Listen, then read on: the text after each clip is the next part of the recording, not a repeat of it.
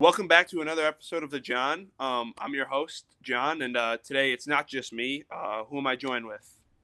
Hello, with Malevy Leons All from. right, Malvi. So thank you again, like I said, for being flexible. But like I was telling you before we started recording, my mom always asks questions. So I'm going to give the camera over to my mom, the microphone, and then we'll start with our side of the interview. Perfect. Okay, my first question is, how has your family support shaped your journey, especially when things get tough or you face challenges? I think definitely in like the basketball part. I mean, without my parents, I wouldn't be here in the first place. And just from a basketball standpoint, I think my dad always like drove me to practice.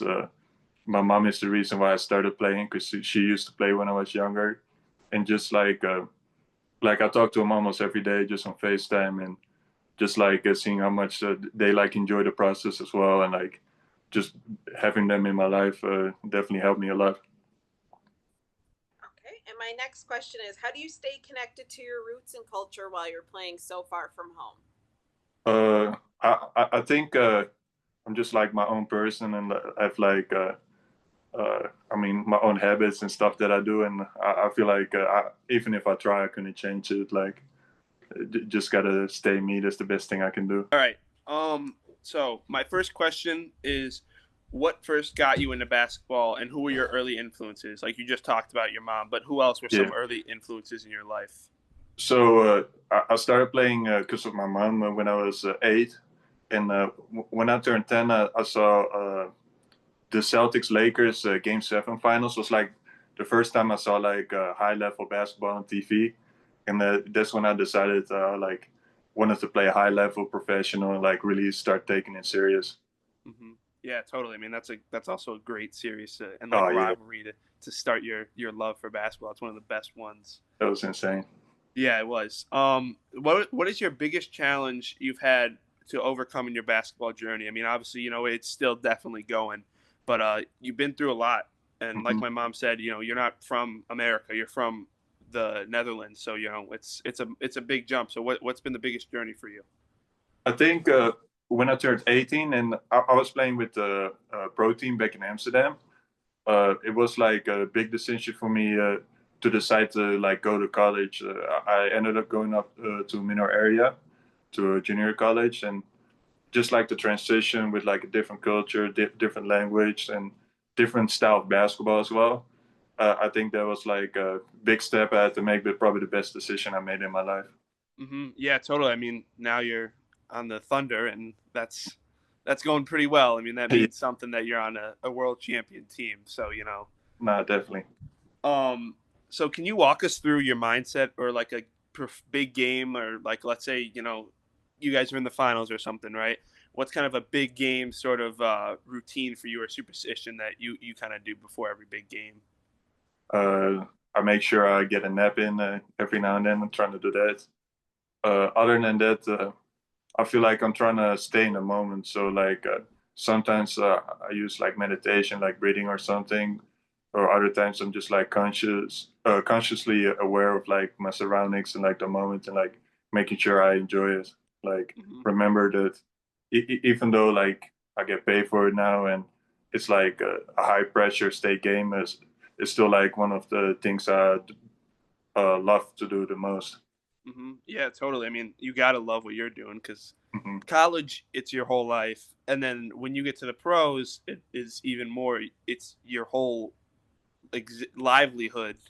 I Yeah, feel like that's what it sounds like from interviewing you and other pro athletes. Is like it sounds like if your college is one thing, then pros is a completely different level of everything you do is for your specific sport. yeah, it's definitely your whole day is surrounded by it, Hmm. which is also hard because in some way you're trying to like separate it as well. And like, let's say I played bad yesterday, I don't want to be in a bad mood for like the whole day. So you're trying to like separate it and remember that it's a game and it's supposed to be fun as well. And like, don't let it adjust your like attitude towards other people and like just your outlook on life. Yeah, totally. So how do you see your role evolving as a player, both on and off the court? You know, I'll talk about this later. I have some questions about it, but you're a great defender. You're one of the best defenders. So how do you see yourself as a player evolving from just being known as just a great defender and great rebounder? I'm trying to work or improve my offensive side of the game as well. So keep working on my shot and keep becoming like a smarter basketball player. I want to like understand the game on like a higher level, because especially at the pro level, I notice like how smart some guys are and like how high their IQ is, and I'm trying to get to that level. Yeah, totally. I didn't realize like you'll watch some of those clips. Like I think a great example of it is The Last Dance. You kind of see the the completely different side of basketball where how the practices are, how you break it, how like and how intense and serious like one thing is, whereas in like a college or high school it's completely different, just in the sense of messing up and all that. Um, what was it like signing your first ever NBA contract? What was that moment like for you, just as you know, as a child on your inner self, but also like, you know, you're in that moment of putting pen to paper, signing an NBA contract? Yeah, it was super cool. I I don't know. It's like at the moment it was like really unrealistic. Like I didn't really understand what was going on. But the moment I like called my parents, I was like told them I just signed a contract. That was probably one of the coolest moments. And yeah, it was just really cool to experience. Exactly. I mean, that's the dream. You play in the back. I mean, everyone says this, but like you make it up in the backyard, like you're shooting a game winning as a professional basketball player. Now that's something you do Yeah. for a living, which is really really cool. How do you stay locked in during tough stretches of the season or like a tough stretch of games? Uh, it just helps always to me when I like talk to like friends and family. My younger brother, he plays basketball as well. I like to talk to him a lot if I'm like struggling or like it's going bad. And yeah, just other friends, teammates are always there to help me. Are there any like specific former like coaches of yours, or I know you said your brothers, any other like specific teammates that you go to, or is it just kind of the teammates that you're with kind of help you? It depends, but at Bradley, I was always able to talk to like Kate Harteke, Sam Hennessy, Connor Hickman, like my roommates. So that was always good, and they were able to help me through like tough moments. Yeah, yeah, totally. That's definitely good to have a good group of people around you. You know, I've talked with all those guys except for Connor. Obviously, he wasn't there this past year, but all those guys are really great dudes and definitely help bring up the spirit. Yeah. What's one part of your game that you've worked the hardest on that fans might not notice? Like a casual basketball fan might not notice, but someone who watches and consumes the game a lot. What is something that you think you've really improved on since you've been at the next level? Uh, I don't think I did anything crazy. Honestly, I just been working on my shot all summer, Mm-hmm. trying to become a better shooter, and Mm-hmm. been lifting a lot, trying to stay in shape and get stronger and more athletic. Yeah, totally, totally.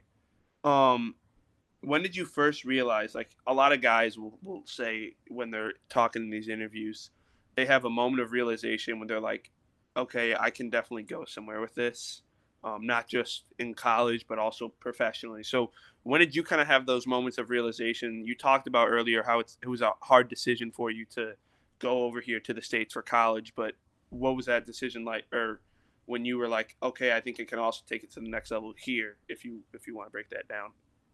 Honestly, very young already, I decided that I like school, but school wasn't really my thing. So I decided if I wanted to like have a job and like do something, I wanted to do something that I enjoy doing every day, and I'm like passionate about. And I had a bunch of jobs. I worked as a burger chef, did a paper route and all that stuff, and all those jobs were like annoying. And I was like, nah, this is not really my thing. And like playing basketball like was something I enjoyed doing. So pretty early on, I already decided that whatever happens, this is what I'm gonna do till Mhm. I can't do it anymore. Exactly. Yeah, and that's something that's a childhood dream. I know I talked about that earlier, but it doesn't feel like a job, which is No, the job you want. yeah, That you don't feel like you being paid is just an added bonus because you're doing what you love. no, So that's definitely a great point where it's like some guys get to the stage where they're just doing it for money, and then Yeah. you can kind of tell, especially with some players, when you can tell when they're not playing, they're playing because you can just tell they don't have the love and the passion that you see in some other players. But that's definitely something that, and I think that's something that you see. We're getting kind of away with it with NIL now, but I think in college you still see that from everyone. They Yeah, all have that undying and love for passion for basketball and any sport really, especially those sports that are not those big money making sports like at Bradley, like a baseball or a soccer. You're not getting a lot of NIL money there, so you really have to love what you're doing. And I think you see that a lot more in college than in the pros, because a lot of those guys are just men and just don't want to do it sometimes, which I completely get. But I think you do bring up a good point there. You've been known, like I talked about earlier, you've been known for your defensive presence and toughness. How have you expanded your offensive game, and what's next for your development after you talked about how you've been working on your shot? What's something else that you want to continue to improve on throughout this whole year? Decision making. So like on the short rolls and pick and rolls, trying to like work on like scanning the floor quick and like passing to the open guy. Mm-hmm. Yeah, totally. I think that's another. I mean, you're a big man too, so that's just adding more fuel to the fire sort of thing. Where it's like Yeah, having a versatile big man is, especially now, like where it's normalized to have a big that can do a pick and pop, shoot a three. That's supposed to do something like that almost everything now and like gotta have no weaknesses in your game. exactly like the Jokic's of the world have made your job a lot harder. So Yeah, that's kind of rough, but I mean, it's the reality. That's just how basketball is. Like the Jokic's of the world are. If you told that to someone in the '90s, they would be like, "Well, what are you taught?" There's no way a big can shoot, pass, mm, and be that efficient, and then also barely jump over above the ground and still be like not crazy athletic. He's just his, like you talked about with the IQ of the game. Like that's something he just knows the ins and out of this game, which is something that there's a reason why he's a pro. You know what I mean? yeah. So he's definitely got there's a reason why that he's like that. Um, what is one part of your game that you take personal pride in that, like, a casual fan maybe like whatever to that, but you are really kind of take pride and have passion and all that? I mean, just like the defensive side of things, Mm-hmm. and I want to be like known as a winner. So like every game I go in, I'm trying to like compete and try my damn hardest to like win the game. Mm-hmm. That's kind of want to be known for. Mm-hmm. Yeah, totally. I mean, we'll talk about this later, but you had some great defensive seasons along with winning seasons at Bradley. You won a conference championship. So you were a very great winner, and you you landed on the best team in the NBA. I don't think that's a coincidence. I think uh, the reason why teams not just in the NBA, in all the professional sports are winners is because they are built off of winners. All their guys on the teams have been winners in their lives before. So I think that's a great thing. And then you're surrounded by winners. You're surrounded by great coaches, great players. So I think that is something that's really good for you as a player, but also just as a guy, like you're learning from the best at your craft and Yeah, everything. So I think that's that's just culture to be a part of. exactly. Basketball IQ is something that people don't always talk about. How do you study the game, and what do you learn from the most? Uh, I don't know. 'Cause I feel like I just like watch my peers and like trying to watch NBA growing up and just see stuff that I like and like start trying it out and whatever like fits with like my athletic capabilities and like whatever I can do, I like just start keep doing. Totally. Who was any like teammates this year that you kind of really looked at and looked up to help you with the IQ sort of the game?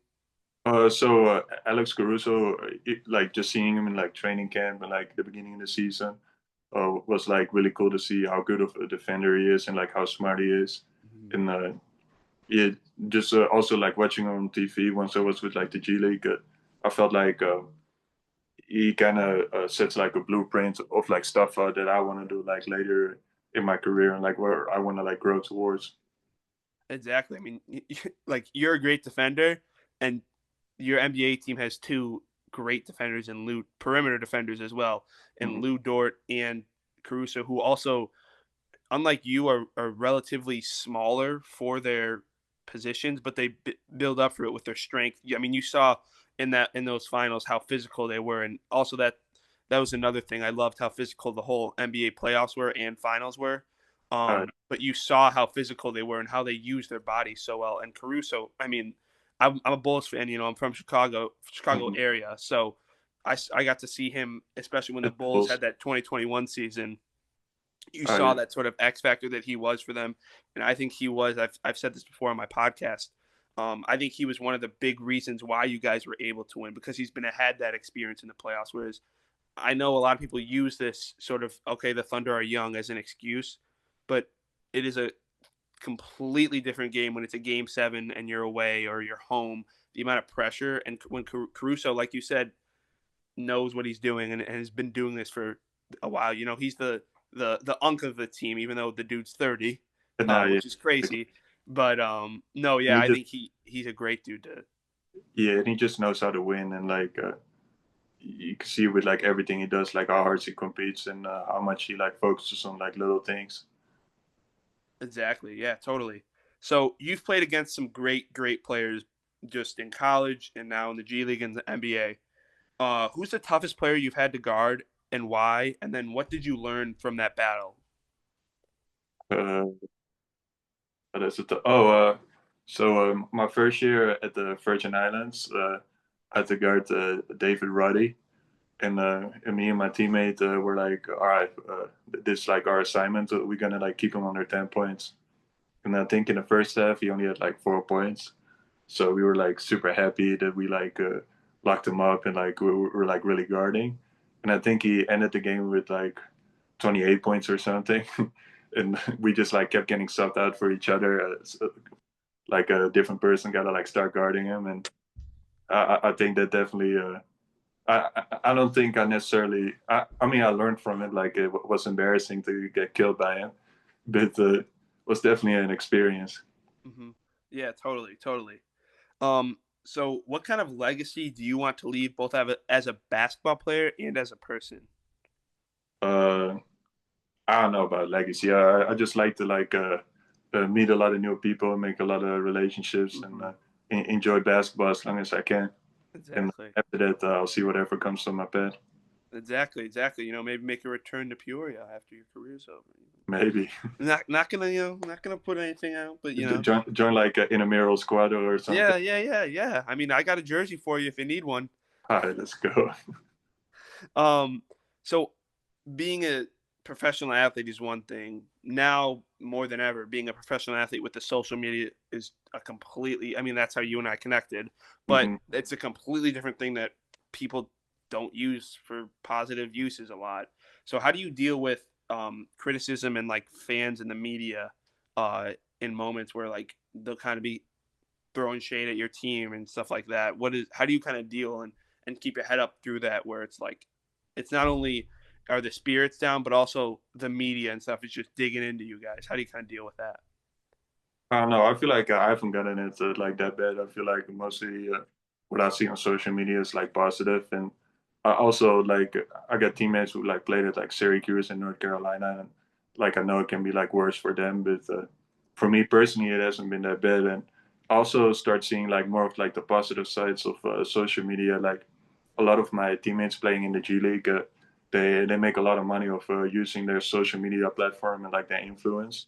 So like looking at what they make out of it, I start seeing like, oh, maybe I gotta do something as well. Might be the way to make money. Yeah, maybe this is a start of something. Maybe Malevy starts a podcast or something. And maybe. But that's definitely something that it's so rare to see. Even with like some of the guys that I interviewed, and they are one of the. There's all the guys that I've interviewed have been really nice to me. Even some of them have dealt with just a little bit of negativity. It's really a good thing, and I think that's a praise to you, where you have done nothing wrong in the media's eyes, which is a great thing. So let's hope it stays that way. Exactly. So I'm a Bradley student, so I got to talk about your Bradley basketball career. What did Bradley basketball do for you in your career? I think it was probably the best decision, like coming out of JUCO, to decide to join Coach Wardle and Bradley, and like just the opportunities I got to like play right away, and the way they develop me like every year with our style of practice. We got like a lot of individual workouts. So I got to work on like my defensive side of things. I got to work on like a lot of offensive skills that I needed. The strength room is super good with Coach E, Eddie Pappas in there. So I think it was like the perfect program for me to like make the next step out of junior college to become a Division One athlete. Yeah, totally. And you talked a little bit about Coach Wardle, but what has he done for you in your basketball career? You know, I've seen you around Bradley, so he clearly must have done something well because you're coming back. So what has he done for you? Just the passion where he coached with, and like I feel like the stuff he can like bring out of his players and like how he can rally the troops in like some way. I feel like it's like unlike anything I've ever like witnessed with any other coaches, and I think he just like installed that like confidence in me and like competitive spirit over the 3 years, and uh, got like the max potential out of me. Yeah, totally. And you know, I talked about this earlier. You were really dominant. You had multiple 50 block, 50 steal seasons, which is like crazy considering how many games there are in a college basketball season.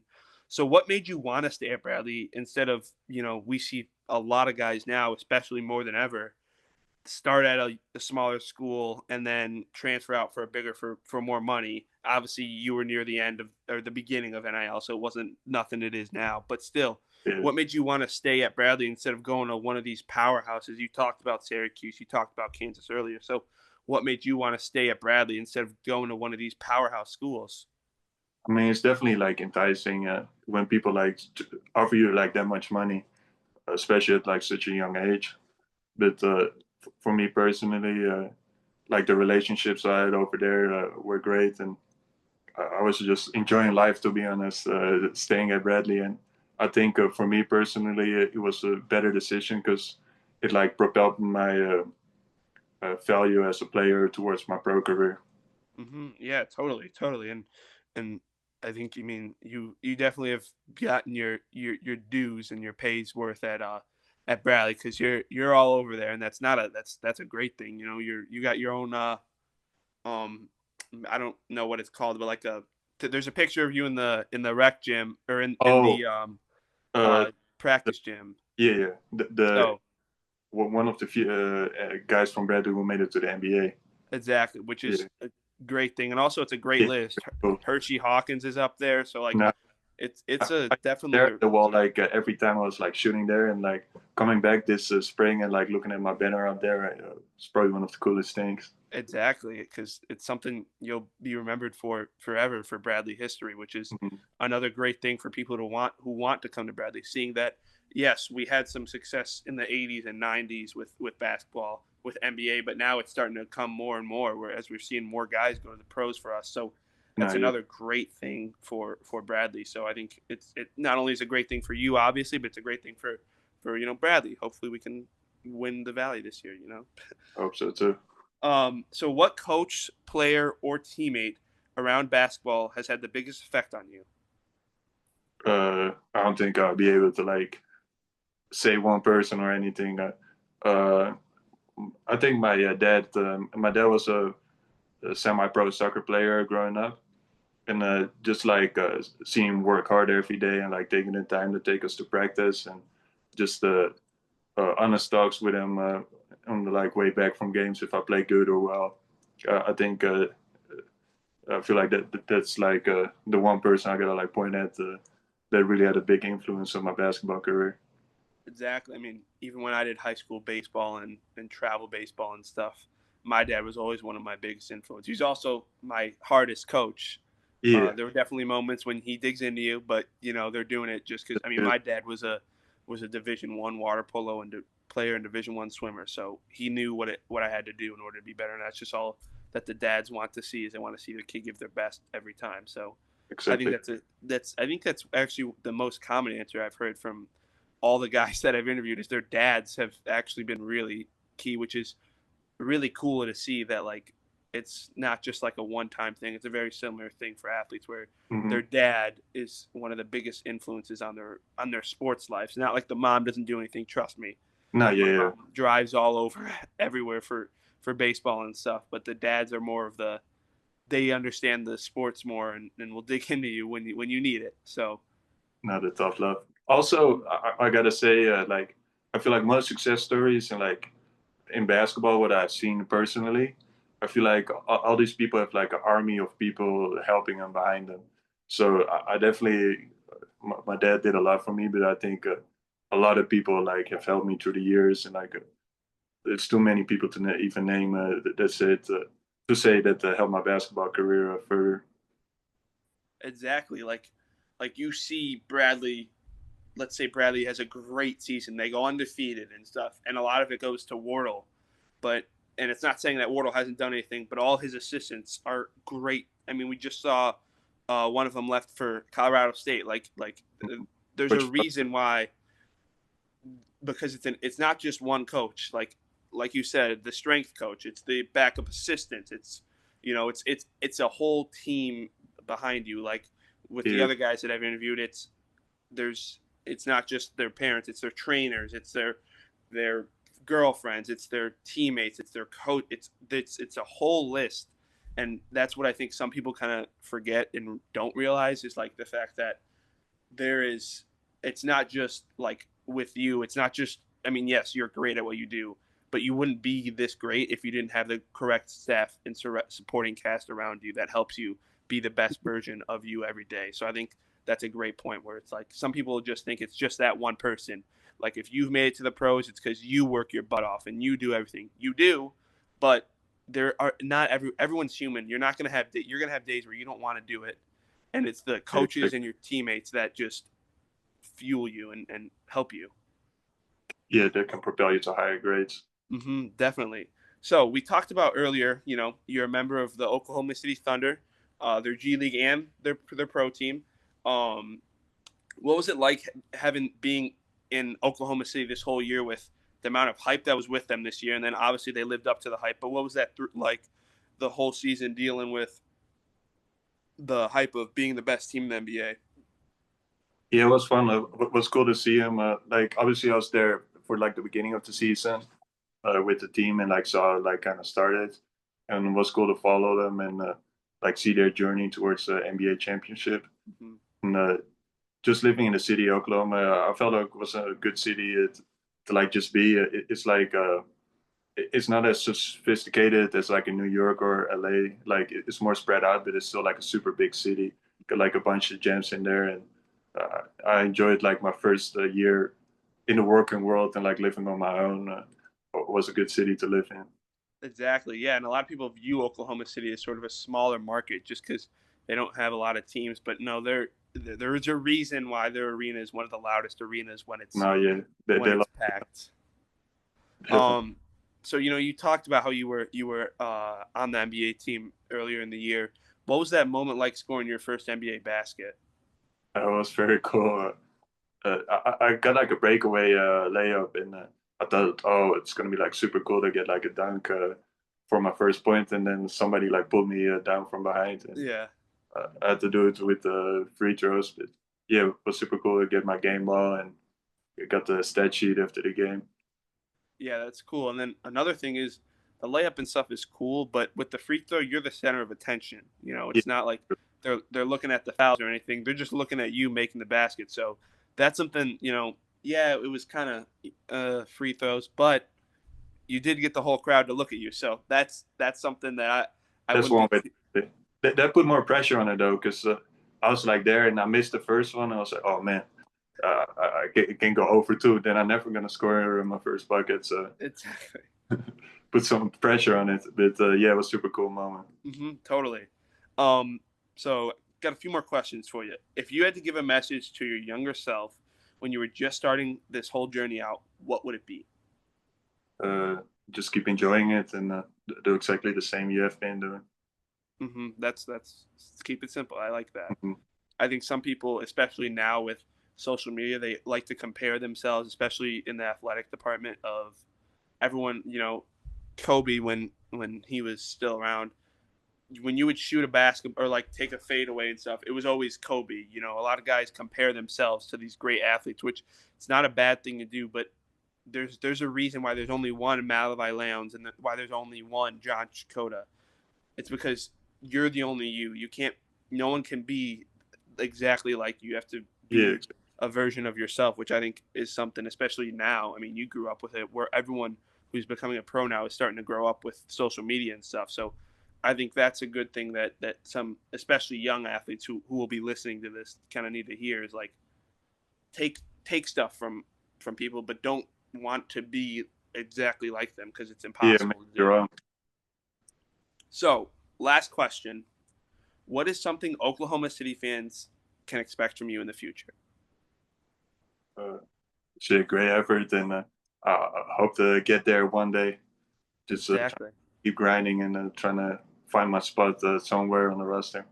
Exactly. Totally. I mean, that's a great answer. And I think, yeah, you're going to have to work your butt off, but you're in a great team to do that. You're going to be surrounded with people who are going to keep on pushing you every day, all the time. So I think that's something that you should really hold your head to. But Malevy, thank you again for taking time, especially, you know, we got Summer League coming up too.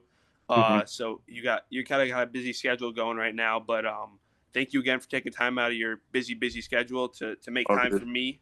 I hope you enjoyed it. I hope it was as hyped up as I don't know if Duke or Christian talked to you about it, but I hope it was as hyped up as I hyped it up to be. And yeah, thank you again. Yeah, thank you, John. Don't nobody go in the bathroom for about 35, 45 minutes. Somebody open the window.